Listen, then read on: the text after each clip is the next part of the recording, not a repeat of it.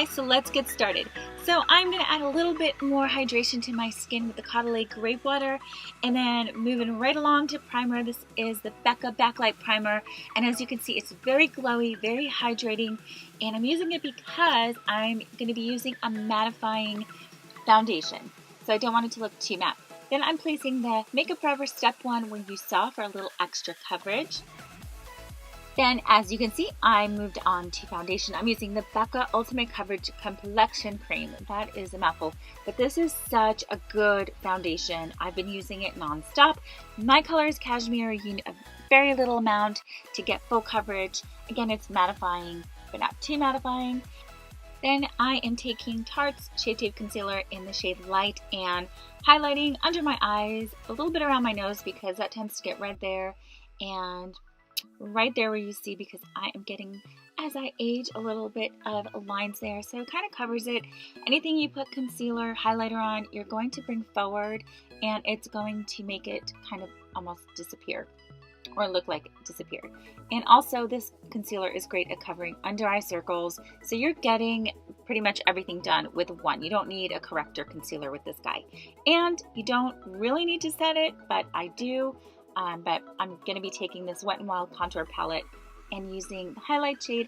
And the only thing I'm going to be doing today is setting my under eyes and all the other places that I put concealer. I'm not going to be setting the rest of my face because I really don't find that I need that with this foundation, and I don't want to mattify it any more than it already is, and just kind of give a little bit of that primer a chance to kind of keep shining through. Then going in with Anastasia Beverly Hills. This is her original contour palette. It's a powder, and I'm using that middle shade there just to do a touch of contouring, nothing crazy. So just a little bit under my cheekbones.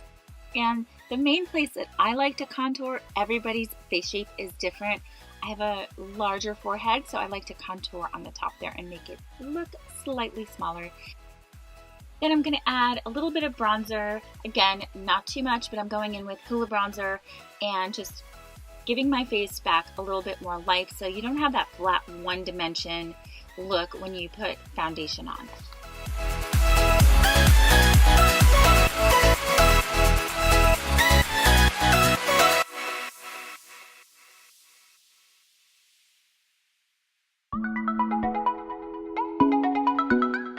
I'm going in with the Anastasia Beverly Hills. This is their brow definer. This is one of the brow pencils that's thicker, so it's a lot easier to use if you just want to fill in some sparse areas and do a more natural brow.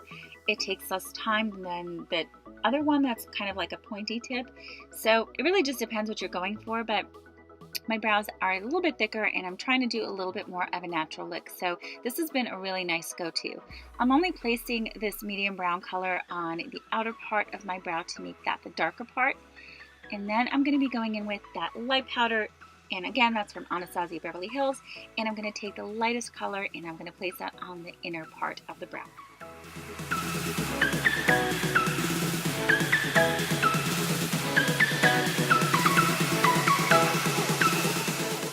Then I'm just setting my brows with the Anastasia Beverly Hills Brow Gel. This is a clear brow gel and it helps your brows stay in place. So if you're going to work or you really just don't want to touch up and you have unruly brows like I do, then you're going to want to use a brow gel.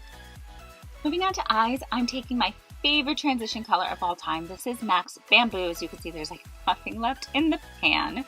And I'm using a big fluffy brush and I'm placing that, as you can see, all over my lid, crease, above the lid, just everywhere to kind of give it a nice base before I move on to the next color, which is soft brown.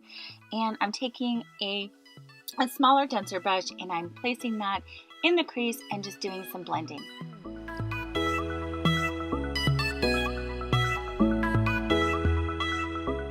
I'm going to be using a lot of different browns and layering them in different places, and the trick is to blend. So back and forth motions, circular motions, really just blend until you don't see a harsh line.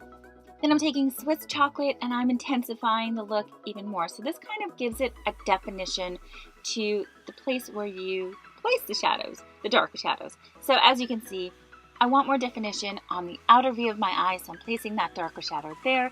And I'm just doing the same thing. I just layer it on and I blend it out. So it's really, really simple. It's kind of the same step with all the colors. You want to make sure that you do a lot of blending, and what I like to do at the very end is kind of blend it outward. As you can see, I like that almond cat eye effect. I do that a lot. Then I'm going back to that big fluffy brush, and I am just blending some more. So blending, back and forth, circular motions. That's just really going to give you that beautiful smoky eye.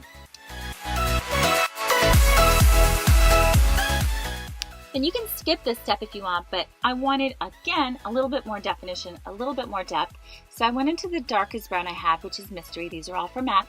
And I took a different brush, as you can see. And I'm going to do a separate video on what brushes to use. But I'm, again, placing it in that outer V, and layering these colors gives it a really nice look.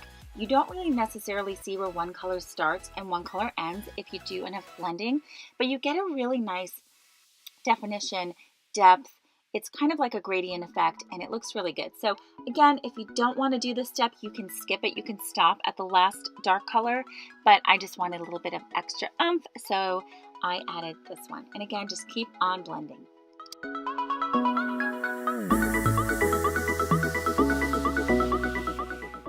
Back to the big fluffy brush, I'm just doing some more back and forth motion and trying to get everything seamless and blended well.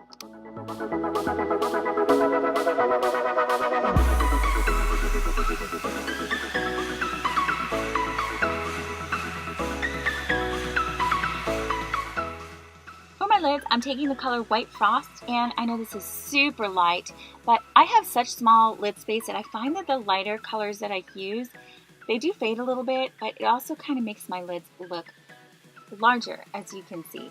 So if you have the same problem that I do, then I recommend doing that. You can always layer, as I will in just a minute. And I'm also going to use that same color as an inner corner highlight. And then I am moving on to my other favorite shadow from MAC is Shroom. And I'm using that as my brow bone highlight. So it has a little bit of shimmer, but not a lot.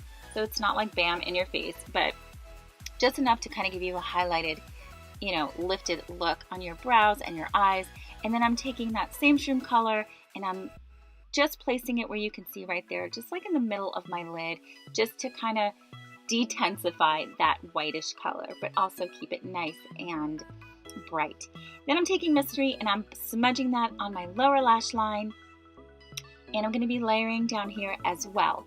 So I'm kind of going backwards. So I'm going from Mystery, and I believe that I took the Swiss chocolate color, and then after that, I'm just going to be blending and blending and blending and smoking that out as much as I can. So again, it's going to be that same gradient effect on the lower lash line. Then I'm going, like I said, backwards to the lightest brown, and I'm using soft brown and doing some more blending with this blending brush from Sigma that I love. And again, I'll do a video on brushes very, very soon. Popping some Marc Jacobs gel liner in black in my waterline. I'm also tight lining. This stuff will not budge. So if that's what you're looking for, this is the liner for you. And do you see the difference on the top lash line? It makes your lashes look a little bit thicker. So I wanted you guys to see the difference. And this just gives it a little bit more of a dramatic effect. So again, if you want more of a daytime look, you can pop this in. I mean, it's not like you can't, but if you want something more subtle, you don't have to do this part. But I do recommend putting it on the upper lash line. Then I'm just doing a little bit of smudging and making sure that it all blends together with a pencil brush. Then I'm moving on to blush. And I typically save this kind of for the end because if I'm not sure what I'm doing exactly, I want to save my blush for the end. And I took Milani's Luminoso. Some of you guys might know, some of you may not. This is a great dupe for NARS's Orgasm, and it's beautiful. And then moving on to lashes, curling my lashes. And here today I'm using its Superhero Mascara with no primer, nothing underneath it, and it's really, really good. This is a really good mascara. I'm actually pretty impressed. For lower lashes though, I always kind of go back to my L'Oreal mascara because I like that spidery effect. The other ones that I've used on it kind of make it more clumpy, and I don't like that on my lower lashes. And also this one doesn't transfer onto, onto my skin, so you don't have those raccoon eyes throughout the day. So that's kind of why I do 2 mascaras. I never thought I would. I was like, that's so high maintenance, but here I am doing it. So anyway, I'm moving on to lips, and I'm taking the Smashbox lipstick. This stuff's great. I've been using these a lot. They're fabulous. And the color is Primrose. And then I am just popping a little bit of gloss just in the center of my lips to give it more of like a plump effect. And this is Buxom's in the color Erin. It's kind of like a pinky color. So it's just going to give it more of a highlighted and give you kind of like a, you know, a pouty look. And then I found a lip liner. I didn't think I had one that matched this shade of lipstick. So I did though. I have a Makeup Forever. This is a waterproof liner, so these go really well together actually. It is in the shade 15C. And then I thought, you know what, I'm going to add a little highlighter, but it's a really subtle one. So this is a Kevyn Aucoin highlighter, and it's very, very subtle. So if you want something for daytime look, this is a really, really good one. So I'm placing that on the bridge of my nose, high points of my cheeks, and on my Cupid's bow. So here's a final look. I hope you guys found this tutorial inspiring and useful, and I hope you were able to learn something and have fun recreating this look. And I will see you guys in the next video. Thanks for watching. Bye guys.